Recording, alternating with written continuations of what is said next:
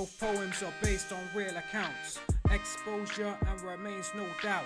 Both show soldiers in some way trapped, one in the present, one in the past. Owens was a trench poet, First World War, who exposed the reality for all. The boredom, the horror, the trench conditions, the ones that die and the ghosts that stay living. In Remains it shows the after effects, the trauma and guilt you can't get out your head.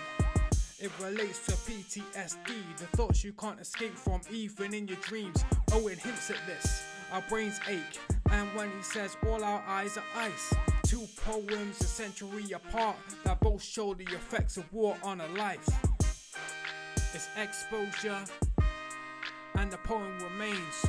Both explore the effects of war, the body and the brain, things will never be the same. Yeah, it's exposure and the poem Remains.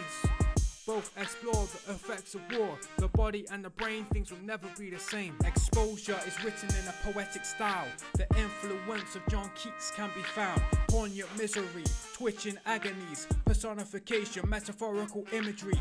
In Remains it's like colloquial speech, tosses his guts back into his body. His bloody life in my bloody hands, carted off in the back of a lorry. Both poems use repetition, but the effects they create are different. Owen has nothing happens on final lines, the sheer boredom felt is emphasized. Armitage repeats a key line twice, contrast of two phrases when he writes. Probably armed, possibly not, the grey area when the looter is shot. It's exposure and the poem Remains. Both explore the effects of war, the body and the brain, things will never be the same. Yeah, it's exposure and the poem Remains.